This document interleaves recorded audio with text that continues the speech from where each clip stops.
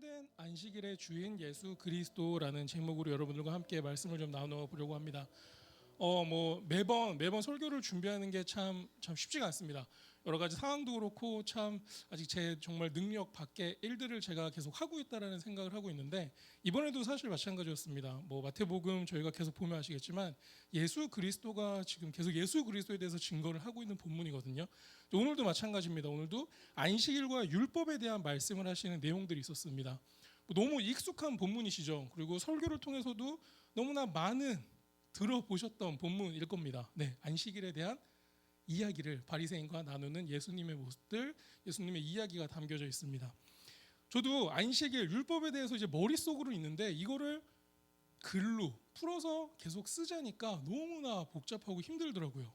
그래, 안식일을 정리를 하려고 하니까 쓰려니까 어렵고 다시 또 썼다 지우고 계속 반복하는 시간이었습니다. 어제도 제가 이제 일 끝나고 한 두세 시간 정도 이제 스타벅스에 가서 설교 이제 원고를 막 작성을 하고 있는데 정말 혼자서 계속 중얼중얼 거리고 막 이렇게 막 썼다가 다시 지우고 막 머리를 막 이러고 막 있었어요. 근데 테이블에 이렇게 있는데 맞은편에 이제 한 분이 앉아 계셨었어요. 근데 청년인 것 같더라고요. 한국 분이었는데 이렇게 테이블에 맞은편 바로 제 이렇게 맞은편에 앉아 계셨는데 저를 계속 이상하게 쳐다보더라고요. 왜 계속 중얼중얼 거잖아요. 그래, 이렇게 되고 그 말씀을 이러고 안식일은 이렇고 율법 이러고 중얼중얼 거면서 쓰고 막 도대체 뭐지 막 이러면서 이러니까 그 남자 청년분이 좀 이상하게 쳐다보길래 가만히 이렇게 저도 이렇게 눈치가 보이면서 이렇게 있는데 저 이상한 사람 아닙니다라는 거를 좀 이렇게 얘기하고 싶어가지고 혹시 교회 다니시냐고 물어봤어요. 그 청년 정말 청년이었어요. 그래서 교회를 다닌대요. 그래가지고 그냥 물어보지 말걸, 차라리 물어보지 말걸 이러면서 좀 그런 시간들을 좀 가졌던 어제 그런 에피소드가 하나 있었는데, 그러면서 이제 감사했던 거는 이런 고난의 시간 가운데서도 하나님이 영혼 구원의 사역을 놓지 않게 하시는구나. 이제 그런 시간들을 가지면서 하나님께 감사의 마음을 좀 돌려드렸던 시간이 어제 짧지만 있었습니다. 여러분, 오늘 이 짧은 8구절 1절부터 8절까지의 그 말씀 가운데 정말 무궁무진한 이야기들이 안에 들어있더라고요. 율법과 안식일 뿐만이 아니라 바리새인에 대한 얘기, 그리고 사무엘상에 나온 다윗에 대한 이야기, 또 호세아 6장을 예시로 드시는 그 호세아에 대한 이야기들이 이 짧은 구절 안에 모두 다 담겨 있었습니다. 정말 그 많은 이야기들을, 또 그 많은 말씀들을 오늘 여러분들과 함께 나누어 볼 예정인데요. 제가 고민하고 제가 정말로 하나님한테 받았던 그 은혜들, 그 감사의 마음들, 그 사랑의 마음들을 온전히 이 시간 가운데 여러분들과 함께 누리게 되기를 소망합니다. 그래서 정말로 참된 안식일의 주인 되시는 예수 그리스도를 이 시간 증거하고 함께 그 사랑 안으로 빠져 들어가는 시간이 되기를 소망해 봅니다. 아멘. 제목에서 나온 것처럼 오늘 말씀은 안식일과 율법에 대한 내용들을 주로 이루고 있습니다. 따라서 오늘 말씀을 통해서 하나님께서 우리에게 율법과 안식일을 주신 이유와 목적들을 우리가 한번 좀 살펴보기를 원하고요. 또 그것을 통해서 우리는 어떠한 삶을 살아가야 하는지에 대해서 한번 좀 생각해보고 또 은혜 받는 시간이 되면 좋겠습니다. 오늘 본문 12장 바로 전에 나오는 내용은 이제 11장 마지막 절에 보면요, 바로 쉼에 대한 얘기가 나와 있습니다. 수고하고 무거운 짐진 자들아 다 내게로 오라. 내가 너희를 쉬게 하리라. 나는 마음이 온유하고 겸손하니 나의 멍에를 메고 내게 배우라. 그리하면 너희 마음이 쉼을 얻으리니 라는 말씀을 12장 마지막 절에서 하고 있었습니다. 예수님께서는요 11장 마지막에서 이 쉼에 대한 말씀을 저희들에게 주셨죠. 너의 멍에, 너희가 가지고 있는 그 어려움과 힘들들 다 내려놓고 나한테 와. 그러면 너에게 참된 쉼을 허락해 줄게 라고 하신 거죠. 그리고 바로 다 이어서 12장에서 안식일에 대한 말씀을 예수님께서 하신다는 거죠. 그래서 이 쉼과 안식, 이 흐름을 우리가 좀 잘 가지고 가면 오늘 본문을 이해하는 데 조금 더 쉽지는 않을까라는 생각을 하게 됩니다. 주님만이 우리의 온전한 쉼이 되어주시고 주님을 통해 참된 힘을 얻을 것이라는 것이죠. 그리고 쉼과 함께 오늘 본문에서 예수님께서는 안식일에 대한 말씀을 전해주고 계십니다. 그리고 우리가 온전한 쉼을 통해서 얻을 수 있는 참된 안식은 어디서 어떻게 누릴 수 있는지 오늘 본문 1절, 2절 말씀을 우리가 함께 보면서 나누어 보도록 하겠습니다. 여기 지금 TV가 안 나와서 제가 요거를 좀 보면서 할게요. 그때 예수께서 안식일에 밀밭 사이로 가실새 제자들이 시장하여 이삭을 잘라 먹으니 바리새인들이 보고 예수께 말하되 보시오 당신의 제자들이 안식일에 하지 못할 일을 하나이다라고 말씀하고 있습니다. 매일 성경 뒷부분에 보면 GBS라 그래가지고 성경 공부를 이제 할 수 있는 그 문제들이 좀 있어요. 근데 제가 그걸 보니까 요 1번 문제가 좀 요거를 좀 1번 문제를 나누면서 보면은 조금 더 이해하기가 쉽더라고요. 그래서 혹시 현정자님 미안하지만 1번 한번 좀 읽어주실래요?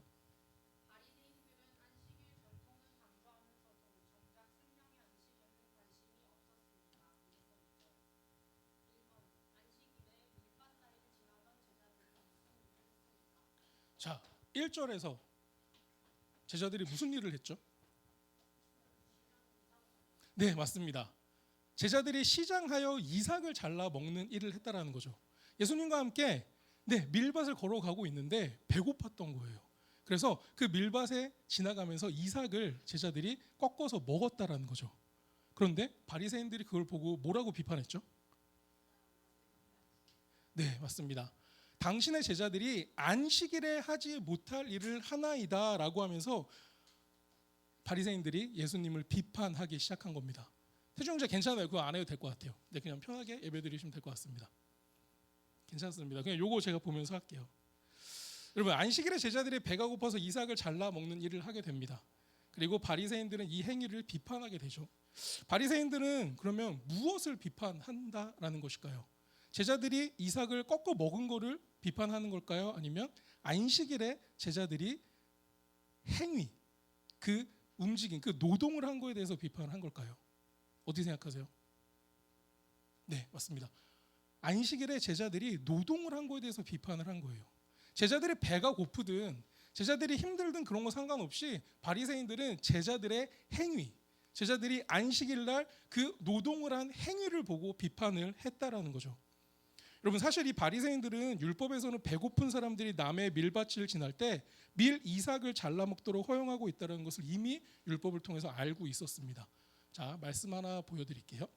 신명기 23장 25절에 보면요, 내 이웃의 곡식밭에 들어갈 때에는 내가 손으로 그 이삭을 따도 되느니라. 그러나 내 이웃의 곡식밭에 낫을 대지는 말지니라라고 벌써 신명기에서 이렇게 율법으로 정해져 있습니다. 너가 지금 배고프고 힘들면 남의 밭이라 할지라도 내가 손으로 그 이삭을 따서 먹어도 돼라고 하나님께서 율법으로 정해주셨다는 거죠. 다만 낫을 대지는 말라고 하나님께서 우리들에게 명령해 주셨다는 거죠. 바리새인들은 이미 이것을 알고 있었어요. 그런데 왜 바리새인들은 제자들에게 아니 당신은 왜 그렇게 합니까? 라고 비판의 목소리를 낼 수 있었던 걸까요? 왜요? 이미 이렇게 남의 밭에서 이삭을 먹어도 된다는 그 율법을 알고 있음에도 불구하고 왜 바리새인들은 제자들에게 그렇게 비판의 모습들, 예수님을 그렇게 비판하였던 걸까요? 어떻게 생각하세요? 왜? 왜일까요? 박사모님 혹시 죄송해요. 이유리 보신다고 왜 바리새인들은 이 율법을 있는 걸 알면서도 제자들한테 그렇게 비판의 목소리를 낼 수 있었을까요? 맞습니다. 그 목적이 있었죠. 그리고 그 저변에 깔려 있는 거는요, 바리새인들이 자신들이 만든 율법이었기 때문입니다. 하나님은 분명 된다고 했는데 이 어디에도 안식일이라는 단어가 들어가 있지 않습니다.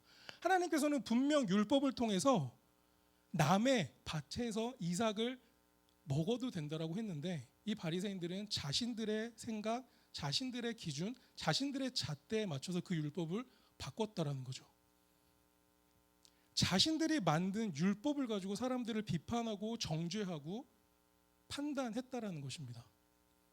하나님의 율법이 아닌 우리가 만든 율법으로 사람들을 판단했다라는 그 사실입니다. 그래서 예수님께서는 이들의 이 정말 아니된 마음들, 바리새인들의 그 율법을 강조하지만 하나님의 율법이 아닌 자신들이 만든 율법을 강조하는 그 모습들에 대해서 예수님은 화가 나시고 바리새인들을 그렇게 좋아하지 않으셨다라는 거죠. 그럼 여러분, 율법은 좋은 건가요? 나쁜 건가요? 어떻게 생각하세요? 율법은 좋나요? 나쁜가요? 좋은 거죠. 네. 근데 제가 이번에 설교를 준비하면서 율법이라는 것에 대해서 정말 고민을 좀 많이 했는데, 이 율법이 좋고 나쁘고의 판단 기준이 아니고 율법은 옳은 것이자 필요한 것이다라는 결론을 내게 됐습니다. 우리 머릿속에서 율법은 좋은 거야 나쁜 거야를 생각하다 보니까 이 생각이 어디서 왔을까 생각해 봤는데, 분명 어느 누군가는 율법에 대해서 부정적인 생각을 갖고 있는 분이 계실 수도 있다는 생각이 들더라고요.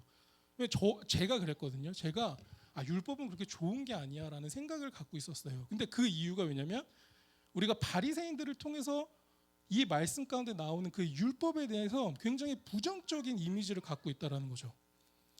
바리새인들이 가지고 있는 율법은 좋지 않았기 때문에 우리도 성경을 보면서 나도 모르게 율법은 그렇게 좋은 게 아니구나라는 것을 그렇게 인식하고 있었다라는 거죠.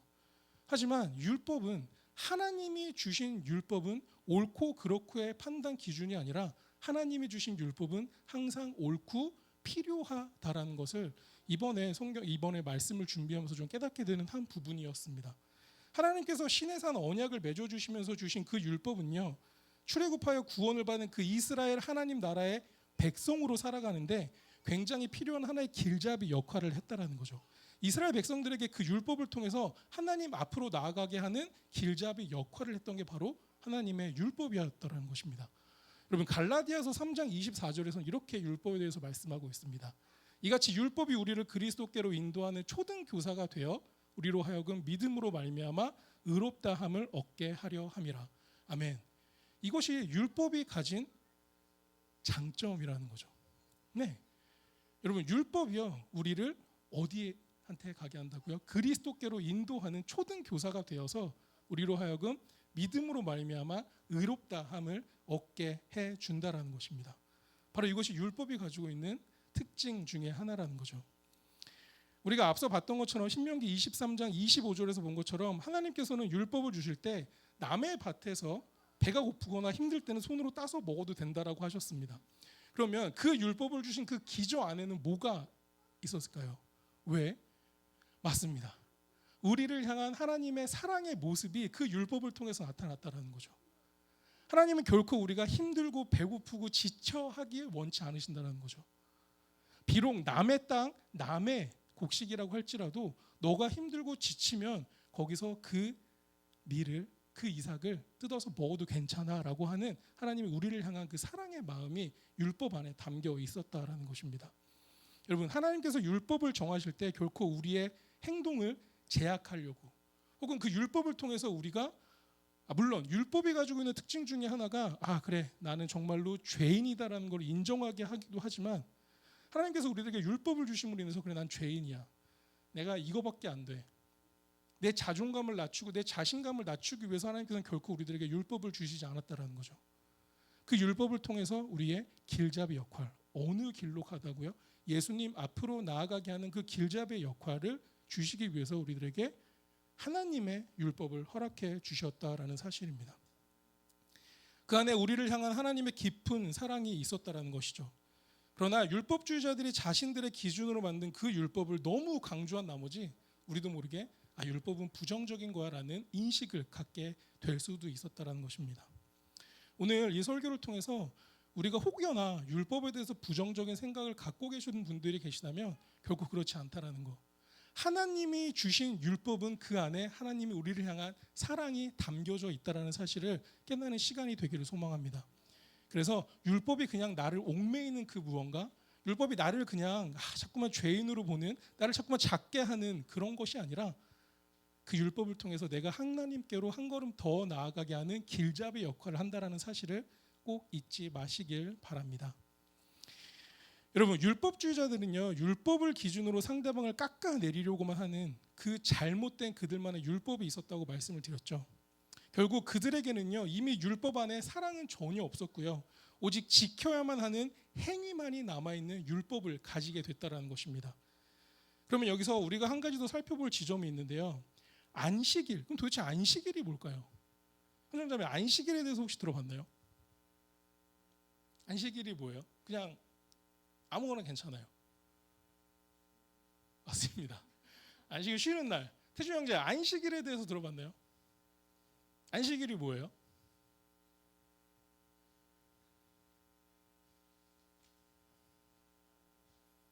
쉬는 날. 네, 알겠습니다. 하나님께서 우리에게 이 안식일이라는 율법을 주신 이유가 있었다라는 거죠. 왜요? 현존자매가 말한 것처럼 일주일 동안 정말로 수고한 우리가 하루라도 쉬면서 쉼을 얻고 오직 하나님만을 다시 한번 좀 바라봤으면 하는 그 이유에서 우리에게 안식일이라는 율법을 주셨다는 겁니다. 일주일 동안 각자의 삶 가운데 정말로 노동을 하고 힘들어하고 지쳐있는 몸을 가지고 그렇게 살아오지만 하루만이라도 좀 쉬고 모든 것을 내려놓고 오직 하나님께 집중하기를 바라는 그 하나님의 우리를 향한 사랑의 마음이 바로 안식일이라는 율법을 우리에게 주셨다라는 거죠. 그런데 여러분, 하나님께서는요, 이 안식일의 율법을 잘 지키지 않을 때는 죽음에 이르는 형벌까지 주겠다라고 하나님께서 말씀하셨거든요. 그리고 실제로 민수기 15장에서 안식일을 어긴 사람을 사형에 처하기도 하게 하십니다. 참 애매모호합니다. 율법이라는 것이 참 애매모호합니다. 어차피 하나님께서 우리들의 사랑을 하실 거면 굳이 뭘 또 사형까지 시키시고 안식일을 안 지켰을 때 왜 죽음에 이르기까지 하시나라는 고민들을 좀 하게 될 수도 있습니다. 그런데 이번에 제가 계속 묵상하면서 드는 생각은 결국 이 율법 안에는 하나님의 사랑도 있지만 우리가 반드시 지켜야 하는 의무도 함께 있기 때문이라는 생각을 좀 하게 됐습니다. 율법이 그냥 내가 지키면 되고 뭐 많은 거 그런 게 아니라 하나님께서 주신 율법 안에는 분명 하나님의 사랑도 들어있지만 우리가 지켜야만 하는 의무도 들어가 있다는 사실이죠. 그래서 공의의 하나님, 물론 우리를 사랑하시지만 우리가 죄짓고 우리가 어려움 당했을 때 다시금 돌아오기를 바라는 그 하나님의 마음이 이 율법 안에도 들어가 있었다라는 사실입니다. 이런 하나님의 마음을 누구보다 잘 알고 있었던 예수님께서는요, 본문 3절부터 8절까지 바리새인들이 이 안식일이라는 율법에 대해서 잘못 이해하고 지키는 것에 대해서 말씀하시고 진정한 안식일의 주인은 바로 예수 그리스도이심을 3절과 8절 말씀을 통해서 선포하고 계십니다. 3절, 4절 휘찬이 한 번만 좀 읽어줄래요? 네.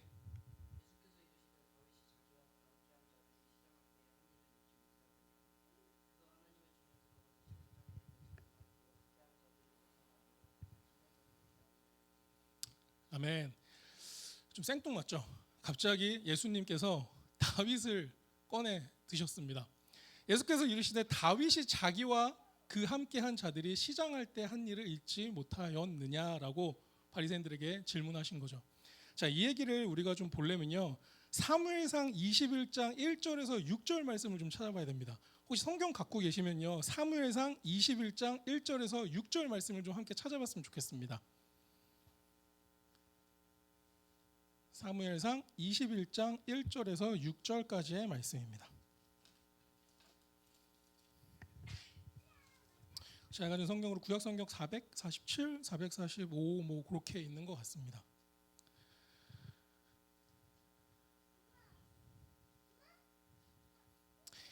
여러분, 사무엘상 21장 1절에 보면요, 이렇게 나와 있습니다. 다윗이 노베 가서 제사장 아히멜렉에게 이르니 아히멜렉이 떨며 다윗을 영접하여 그에게 이르되 어찌하여 내가 홀로 있고 함께하는 자가 아무도 없느냐 하니라고 합니다. 다윗이 이 당시에 사울 왕의 피해서 도망자 신세였죠.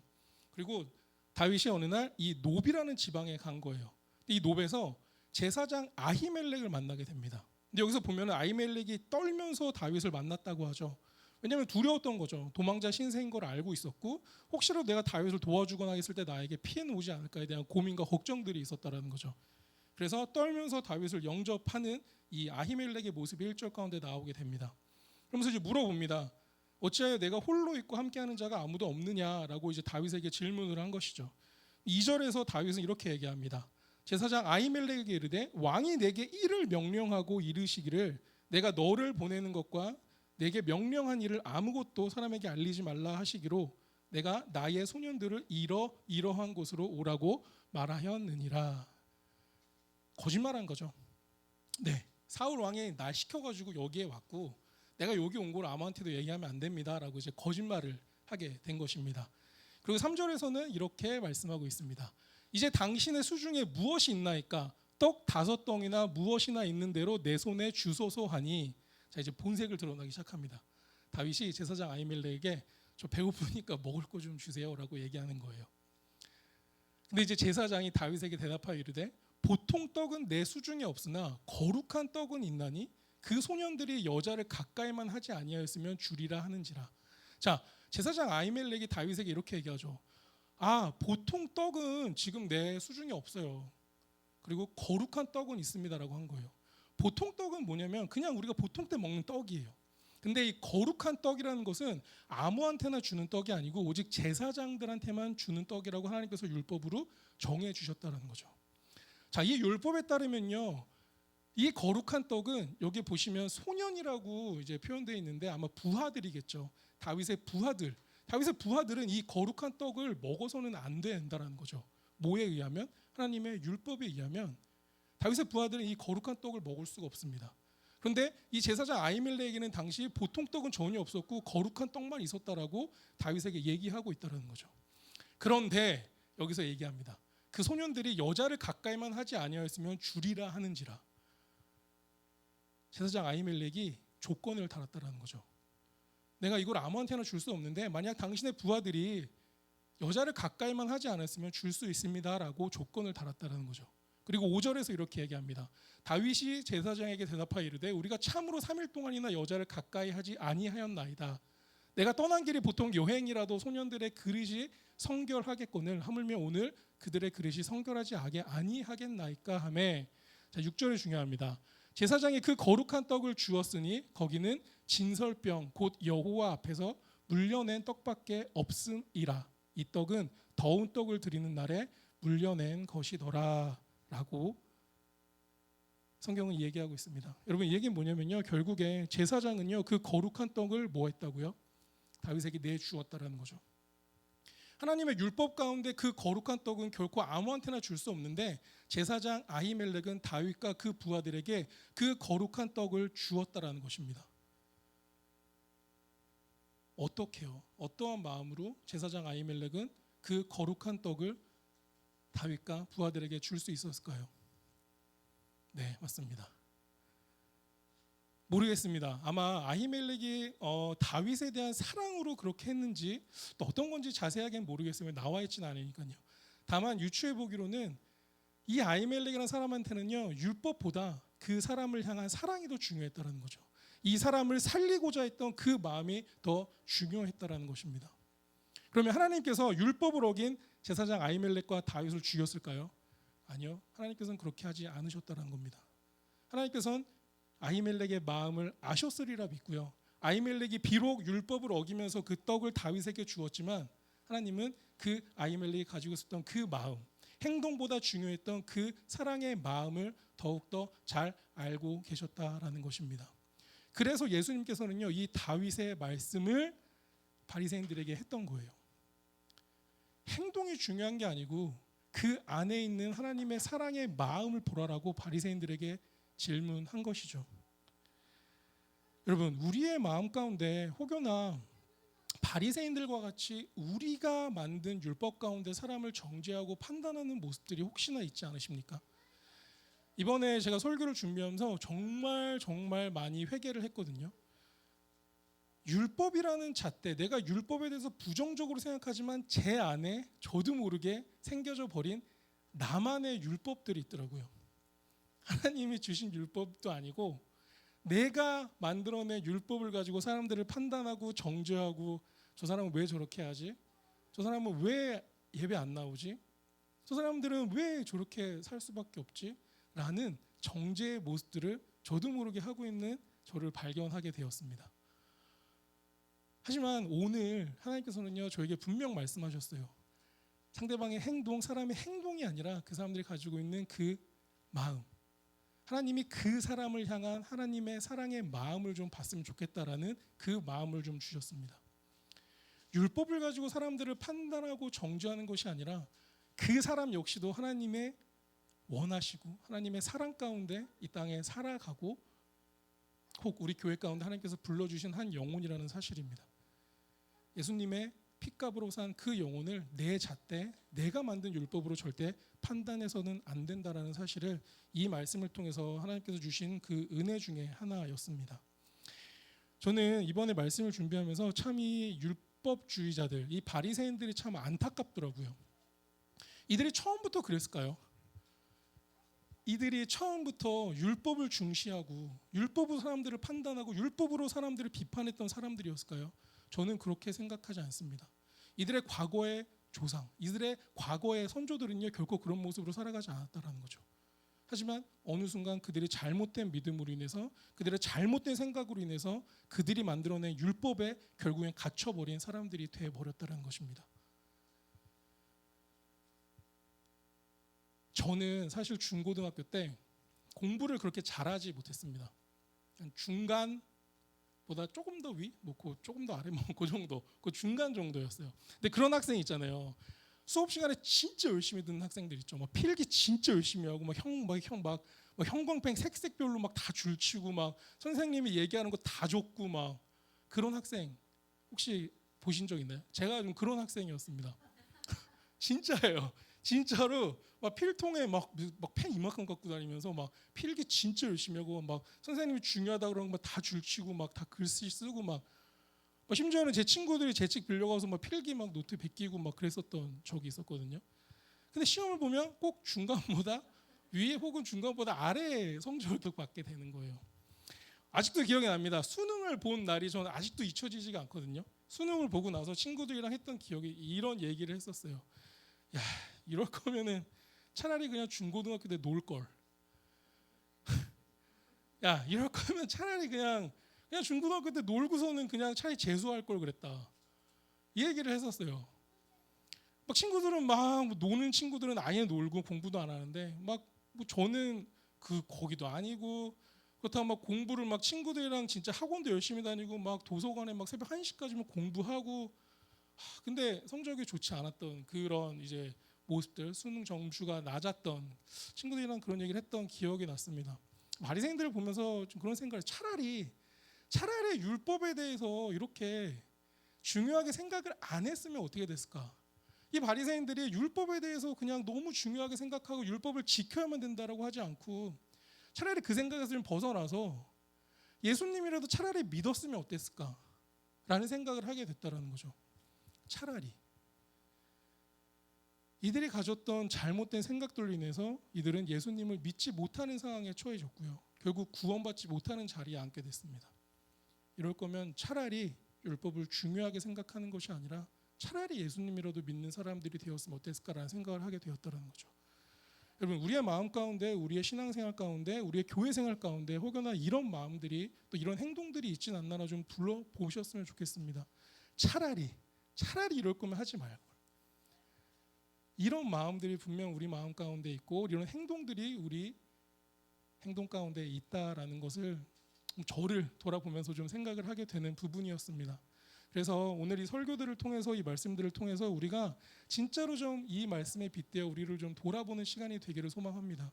그래서 우리가 정말로 외치는 것처럼 정말 새로운 교회, 조금 더 행복한 교회를 우리가 함께 만들어 갈 때 이런 율법주의자들이 율법을 대고 사람들을 잣대하고 판단했던 모습들이 아니라 하나님의 율법의 근거에서 하나님이 우리를 사랑하시는 그 사랑의 근거에서 우리가 교회를 함께 만들어가고 또 새로운 사람들이 왔을 때 정말로 하나님의 사랑으로 그들을 받고 그들과 함께 교제하는 그런 아름다운 교회를 만들어가는 우리가 되기를 소망해 봅니다.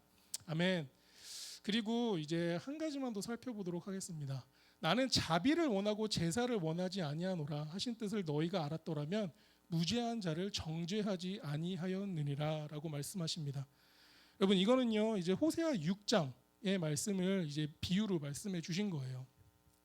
호세아 선지자를 통해서 사람들의 마음이 하나님께 돌아올 것을 요구했던 그 6장의 말씀들이 있었거든요. 당시 이스라엘 백성들은요 하나님의 정해진 율법에 따라서 정말 열심히 제사에 참여했습니다. 율법을 어떻게든 지키려고 노력했던 모습들이 있었다는 거죠. 그런데 하나님께서는 그 제사를 기쁘게 받지 않으셨습니다. 왜냐하면 그 제사 가운데 그들의 마음이 없었기 때문입니다. 하나님께서 그 제사를 받으시면서 사람들이 율법으로 드려지는 예배를, 율법으로 드려지는 제사를 하나님께서 원하지 않으셨다는 거죠. 그것보다 차라리 그렇게 드리는 제사보다 너희들의 마음을 달라고 호세아에게 얘기했다는 거죠. 그 마음, 하나님을 향한 차라리 그 하나의 마음이 율법으로 드리는 제사보다 그 하나의 마음을 나는 받기를 원한다라고 하셨다라는 겁니다. 그래서 7절에서 예수님께서 이렇게 얘기하는 거죠. 자비를 원하고 제사를 원하지 아니하노라라고 말씀하시는 겁니다. 이제 저희는 금요일 날 예배를 떠나면 주일 날 다시 예배 자리에서 뵙게 될 것 같습니다. 여러분, 우리는 어떤 마음으로 예배에 참석하십니까? 혹여나 주일날 그냥 주일날 예배니까, 주일날 와야 되니까, 주일날 참여해야 되니까라는 그런 율법적인 마음으로 혹시 예배에 참여하고 계시지는 않으십니까? 혹은 교회에서 내가 이걸 해야 되니까, 내가 이거 안 하면 또 다른 사람이 못하니까라는 마음으로 혹시 예배에 참여하고 계시지는 않으십니까? 오늘 예수님께서는요, 저희들에게 분명 말씀하고 계십니다. 안식일, 한 주 동안 열심히 달리고 열심히 살다가 그냥 하루 모든 걸 내려놓고 오직 나에게 집중해라라고 주신 그 안식일, 그렇게 우리는 주의를 지키고 있는데 우리는 어떠한 마음으로 예배에 참석하는지 우리의 마음을 좀 되돌아봤으면 좋겠습니다. 예수님께서는 분명 말씀하십니다. 자비를 원하고 제사를 원하지 아니하신다라고 말씀하셨습니다. 이제 우리가 주일날 다시 이 자리에서 뵙게 될 텐데요. 오늘 이 말씀들을 좀 기억하고 예배 자리에 나오시기를 소원합니다. 하나님께서 정말 원하시는 제사, 하나님께서 정말 원하시는 예배, 우리가 율법처럼 드려지는 예배가 아니라 진짜 하나님의 사랑과 은혜가 숨쉬는 그런 예배가 되기를 소원합니다. 네, 우리가 금요일 날 떠나셨을 때 앞으로 남은 시간 동안 정말로 하나님의 그 마음을 갖고 우리가 다시금 주일 예배 자리에 뵙기를 소원합니다. 이제 여러분 말씀을 마치려고 합니다. 여러분 부디 오늘 말씀을 통해서 하나님께서 우리에게 율법을 주시고 안식일을 주신 이유와 목적을 기억하시길 소원합니다. 물론 율법 안에는 우리의 의무가 들어가야 하지만 그 기조에는 우리를 향한 하나님의 사랑과 관심 그리고 은혜가 있다라는 사실을 반드시 기억하셨으면 좋겠습니다. 우리가 참된 안식을 누리기를 원하시는 그 하나님의 마음, 그리고 이 땅의 율법을 완성하시기에 오시고 안식일의 주인 되시는 우리 예수 그리스도 안에서 정말로 참된 평안과 안식을 누리시길 소망합니다. 여러분, 율법 아래 사람 없고요, 율법 아래 예수님 없습니다. 예수님께서 이 땅에 율법을 완성하시기에 오셨고요, 율법 위에 계신 예수님을 우리가 바라보았으면 좋겠습니다.